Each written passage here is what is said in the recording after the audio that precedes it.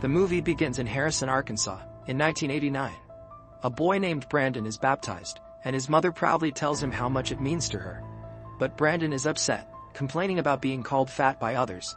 His mother reassures him, saying God had a reason for making him this way, and he shouldn't let people's words get to him. Only God knows what's best for him. Yeah, Nacho here? Brandon's older brother, Marty, takes a picture when a man congratulates their mother on Brandon's baptism. Annoyed, Marty replies, "I'm tired of this.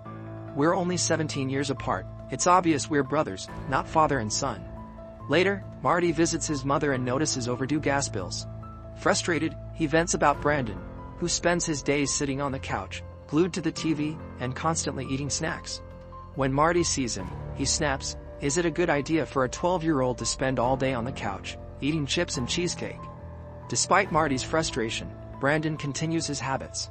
At 12, he's bigger than most kids, but no matter how much Marty urges him to change, Brandon doesn't budge. What he liked with a smirk on his face, while looking at American football players on the television, Brandon suddenly says that he wants to be just like them. "I'm gonna play for the Razorbacks." His mother just supports whatever Brandon wants to do. "I believe you, honey, that if you want to be a Razorback, you've got a lot of work to do." At school, Brandon joins a football team. During a motivational speech before the game, the coach asks kids who wants to play NFL.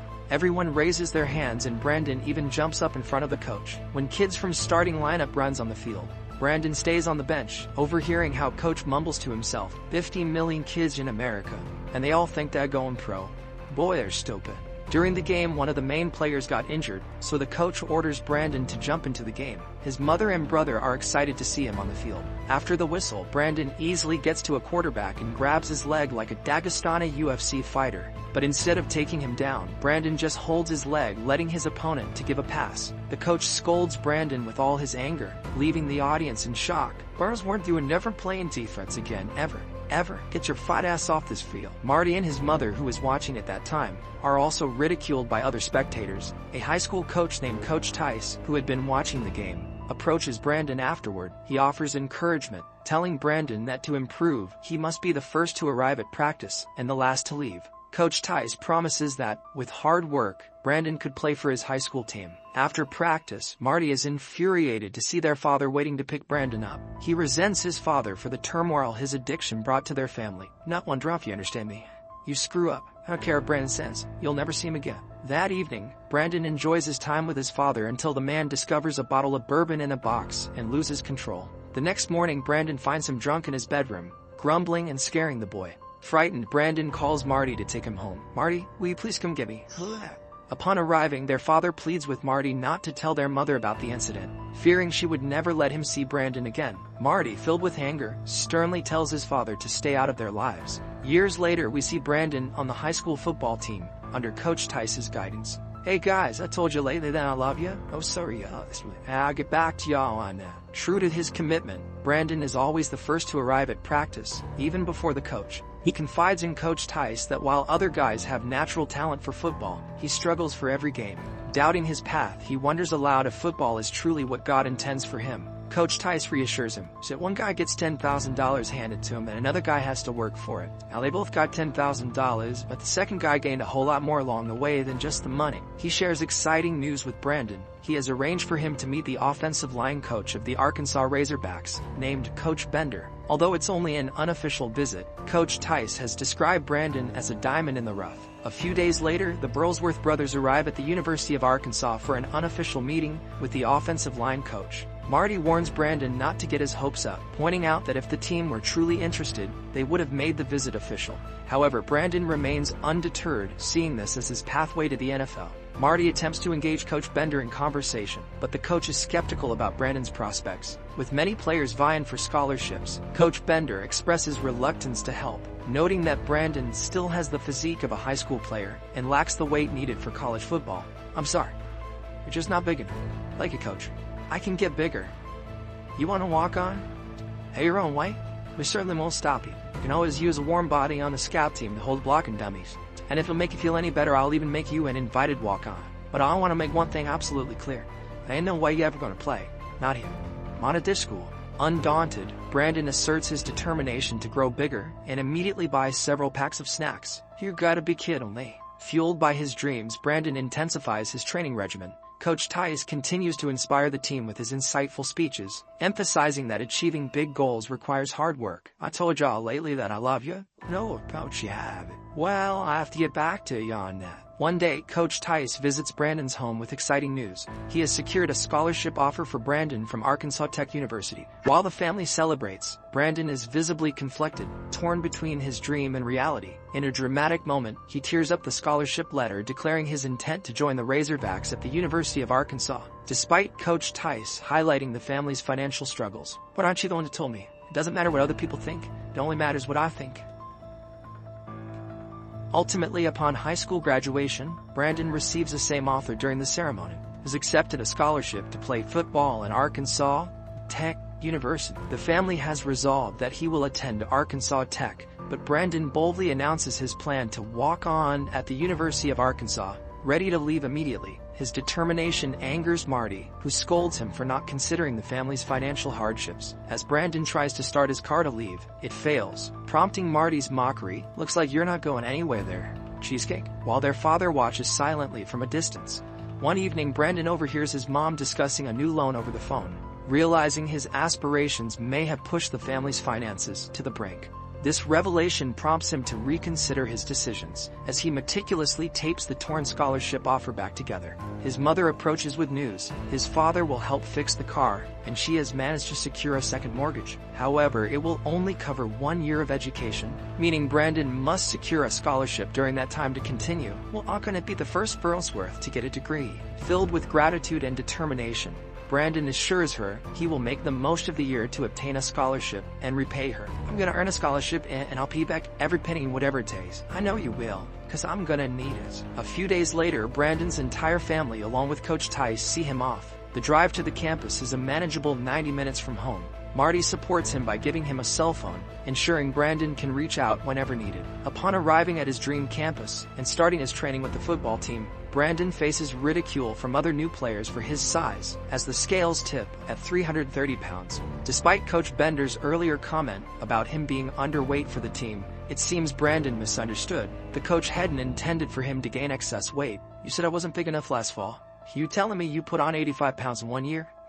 That's gotta be some kind of rhetoric. Well, I don't know whether congratulate you. I'll put you on life support. 50% body fat ain't exactly what I have in mind. Coach Bender introduces a new team policy. Scholarship players can delegate tasks to walk-on players, which means Brandon will be running errands. You two are rooming together. Moreover, walk-ons like him have separate locker rooms, underscoring the divide. When Coach Bender reviews Brandon's player information form and finds no mention of a father, he looks visibly puzzled, adding another layer of complexity to Brandon's challenges. During a grueling training session, Brandon struggles with his performance, his excess body fat hindering his mobility. This makes him the target of ridicule among his teammates. Despite this, Coach Bender notices Brandon's relentless effort and decides to advocate for him to the team coach.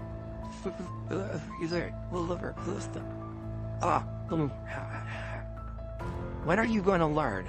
It is not about strength and size, it is about footwork. After practice, as Coach Bender gathers the players, he shares a pivotal insight. Football isn't just about strength and size, it's about mastering footwork. From the bleachers, Marty watches discreetly. Coach Bender explains that while many believe the backs and receivers are the most skilled due to their natural talent, it's actually the linemen who are the true skill players, because their abilities are learned, not innate. Interrupted by the team coach questioning his investment in Brandon, Coach Bender asserts his belief in giving everyone a chance. We just might find a diamond in the rough. Later, Coach Bender announces that the head coach summons the top lineman, and the rest will be redshirting this year. Brandon is devastated, realizing he might lose his chance at a scholarship this year, and with only his mother's loan covering 1 year, his future at the university is in jeopardy. Scholarship. Oh boy, now he isn't getting the scholarship. But what you are doing is helping the team get ready every week. And in that regard, you are invaluable, so I want you to hold your heads high. Post-practice, Brandon confronts Coach Bender, asserting his determination to secure a scholarship by year's end. Coach Bender offers a glimmer of hope, suggesting that if Brandon perseveres, he'll be allowed to dress for the final game.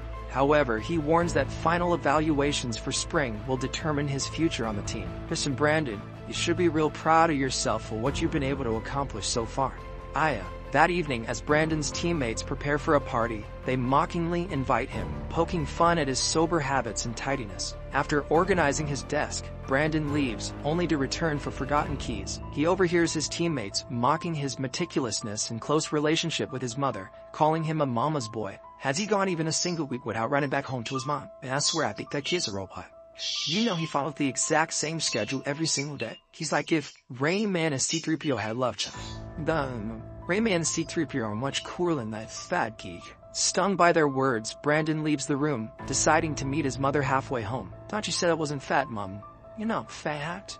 I'm just a big old boy. Brandon confides in his mother that he won't be able to secure the scholarship this year. She's already informed by Marty but remains optimistic, soothing Brandon with the thought that if he can dress for the final game, they'll capture memorable photos to show his future grandkids. Before parting, she reminds him to watch out for big trucks on the road and to pray daily. During a practice session, Brandon unexpectedly tackles a scholarship player to the ground. Coach Bender publicly rebukes Brandon for the incident, criticizing him for potentially harming a key team player and declaring it a waste of time. I don't know why I keep letting your fat awkward ass stay here anyway, but I'm about done. Some people were made to play football and some weren't. He also chastises the scholarship player for failing to outmatch the walk-on. After cooling down, Coach Bender pulls Brandon aside, telling him that he's just doing his job and he doesn't really know if he belongs there or not. He then encourages Brandon to lose the excess weight, promising to help him build muscle in place of fat. Motivated by the coach's guidance, Brandon doubles down on his efforts.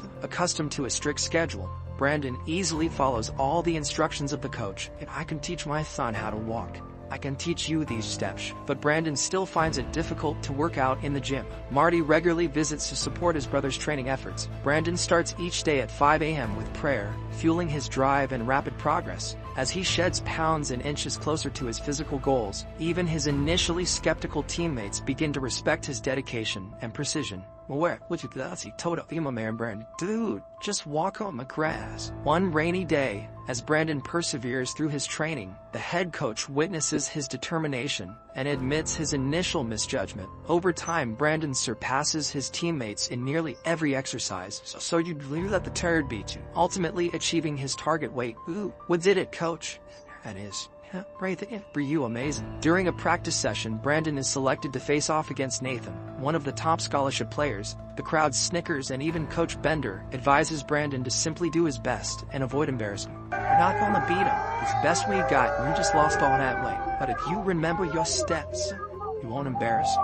Yes, sir. However, when the whistle blows, Brandon effortlessly pushes Nathan out of the caves, stunning everyone into silence and catching the coach off guard. Encouraged by the unexpected turn of events, coach orders a repeat.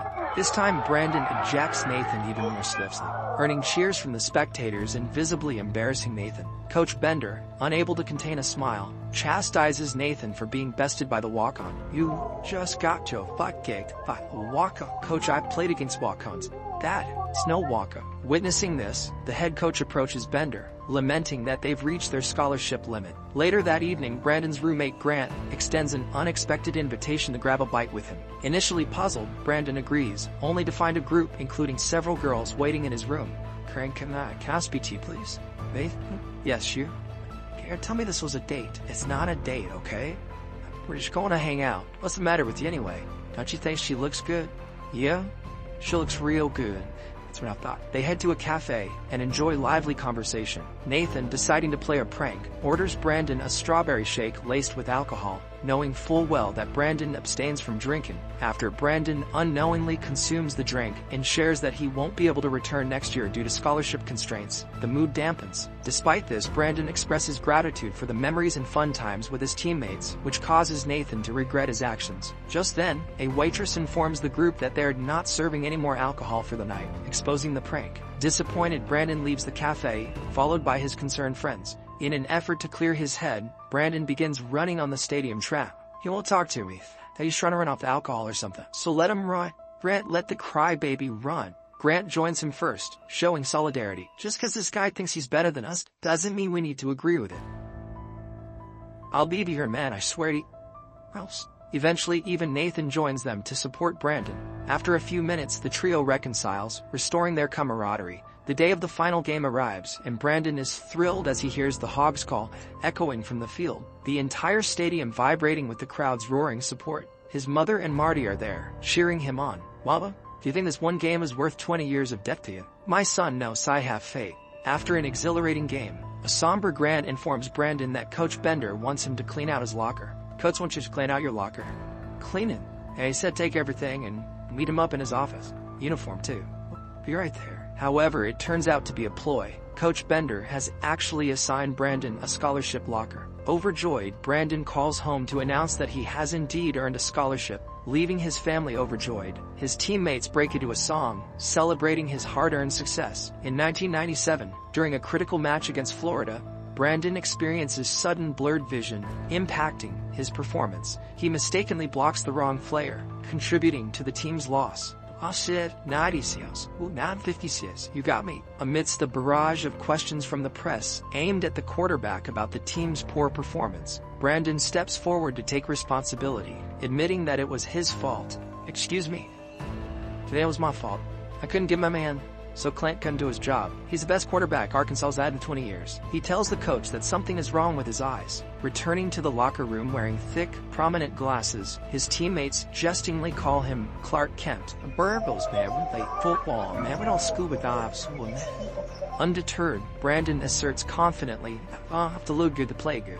In a subsequent game, tensions run high as the team struggles, and the quarterback becomes visibly agitated. Demonstrating his leadership, Brandon steps in to calm him down, showcasing not only his resilience, but also his ability to lead under pressure. After a demanding game, Coach Bender pulls Brandon aside to deliver distressing news. His father has been hospitalized with lung cancer and has lost his sight. Despite this, Brandon insists on not missing practice. Coach Bender reminds him that football, while important, is only a part of life, and family must come first. Heeding this advice, Brandon and Marty visit their father in the hospital. During the visit, their father expresses his regrets and implores Brandon to take good care of his mother. After a heartfelt prayer from Marty and Brandon, their father sadly passes away. The season worsens for the Arkansas Razorbacks, who endure a series of losses, leading to frustrated fans throwing trash at the players during games. "Go home, Razor hack, you're other terrible."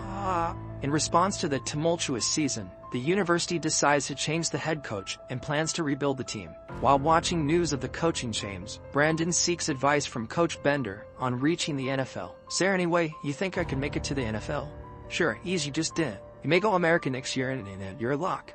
"Well, how do I do that?" Educating Brandon. With only 1 year left as a senior, and with the incoming coach planning to rebuild the team, Bender warns Brandon that there's a chance Brandon not even get to play this year. He explains the stark reality: less than 2% of college athletes make it to the NFL. Brandon believes that doing his best is enough, but Coach Bender reminds him that football is a team sport. Scouts usually focus on teams that consistently win. Brandon stays late at the training ground the next day, where the new head coach discovers him. Brandon pleads with the coach not to rebuild the team, arguing it could ruin their careers. The coach shares his own pressures. If the team fails, he faces dismissal. "You saw what happened to you last, coach, didn't you?" Moved by Brandon's commitment, he agrees to consider keeping the team intact if they promise to work harder. Realizing he can't reach his goal alone, Brandon packs up everyone's gear. "Brandon, I'm not going home till Friday. If you'd go home and all, none of us are." "What? Yo, brother Ben, what are you doing?" And tells the offensive lineman to follow him. "Okay, sir, if you just close circuit." The four friends arrive at their summer townhouse, only to find two haters living next door. "You boys gonna make this neighborhood suck too? You guys are terrible. I'll be right back." "Hey, never mind them. We start working tomorrow." Brandon wakes everyone up at 3 a.m. and drags them to work out. Brandon's motivation is strong enough to inspire not only himself, but also his teammates. "Hey, Lucas, get down here." "No, absolutely not." "Come on, Lucas. You can be a linebacker." No, be our receiver." Pushing them to work harder. Seeing the dedication of the four friends, the haters begin to change their minds. They might not be that bad this year. As summer ends, the coaches are struck by the team's transformation. The head coach, impressed by Brandon's leadership, publicly acknowledges his belief in him and the positive influence he's had on the team. "You believe how hard they're working? Seems like a whole new team this year. Wish I could say it's all 'cause of me. You know, that's not true." Inspired by his example, the Razorbacks see an unprecedented influx of 57 walk-ons this year. The season kicks off with a riveting game against Alabama, where the revitalized Arkansas Razorbacks dominate the field. In his excitement, Marty forgets to attach the lens to his camera until the real Marty Burlsworth reminds him to do so. "Matt would put that lens on the camera before you miss out, okay?" After handing Alabama their worst defeat, the team celebrates their victory. "Sir, Your son sure is a heck of a player, thank you. Alright son, smile. Marty snaps a picture of the friends in front of the scoreboard, and Brandon declares that their new tradition. Brandon not only motivates his friends to work harder, but also encourages them to pray together every evening. The head coach coins the term Burl's Way to describe hard work and determination. One day when a sidewalk is blocked by workers, Brandon's friends expect him to break his principles by stepping on the grass, but he stays true to his path. No, what's he gonna do? No, that's my boy. A few weeks later, the entire team prays with Brandon at Coach Bender's house. Brandon becomes a real star, and even the haters start rooting for the team at every game. Kids begin cosplaying as Burlsworth, wearing thick glasses in his honor. The team's and Brandon's popularity grows rapidly as they win one game after another, always taking photos in front of the scoreboard. One day after a game, Brandon is swarmed by reporters with questions about the upcoming final against the best team in the league. His friends wait for him for the traditional photo, but the interview drags on, so they head to the showers. Bursting in, Brandon insists they put their dirty uniforms back on for the picture. Here you go guys, ready? The journey of the Arkansas Razorbacks that year becomes legendary in the world of sports, with Brandon emerging as the star, the greatest walk-on story in the history of college football. Finally, it's November 14th, 1998. Tennessee, the final match everyone has been waiting for. The game is intense with a narrow score difference. Brandon executes a perfect takedown and offers a hand to help up a Tennessee player. The score is Arkansas 24, Tennessee 22, and the atmosphere is electric. During Tennessee's offensive drive, a Razorback player intercepts the ball, and the team prepares for their final offense. They're already celebrating their imminent victory, believing Tennessee has no chance. All Arkansas has to do is run out the clock. The Razorbacks are getting ready for the Gatorade shower when disaster strikes. The quarterback trips over Brandon and fumbles the ball. No one can believe they've just lost their chance at victory. In disbelief, Brandon watches as Tennessee scores the winning touchdown. After the game, Brandon approaches the quarterback and apologizes for tripping him, insisting on telling the press the truth so Clint doesn't take the blame. But it wasn't your fault, Burrows. Well, falling down's a part of the game. Dustin gave me license to drop the ball. Coach Tice also comes to support Brandon. Hey, Brandon, I've told you lately that I love you. No, Coach, you have it.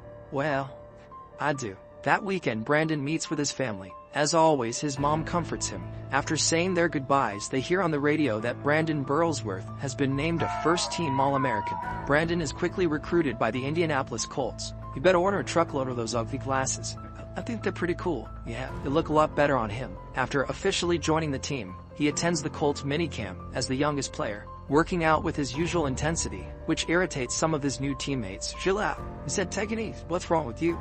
I didn't hear the whistle. Unexpectedly, Brandon is immediately named a starter for the next season. He feels both happy and strange. As for the first time, something he wanted came easily. Until now, everything had required hard work. Brandon, it may have taken me a few seconds to say you're a starter, but it was years of your hard work that gave me a reason to say it. Later, Brandon returns to Arkansas to see his coach and teammates. He's invited to attend the ring ceremony but declines, explaining that he promised his mom he'd take her to church that evening, and then he'll head to Indianapolis to sign his contract. Brandon admits that while he used to miss home when he first arrived in Arkansas, now he'll miss the university and his team, who become his new family. After that, Brandon drives home. A few hours later, Marty tries to call him, but there's no answer. Feeling uneasy, Marty heads to his mother's house. When he arrives, he's shocked to see police cars parked outside. He hears his mother's heart-wrenching cries from inside. The police have come to deliver the devastating news. Brandon had been in an accident, and tragically it claimed his life. For a moment, Marty's world stops. Everything feels unreal, but he's jolted back to reality when his mother screams his name in anguish.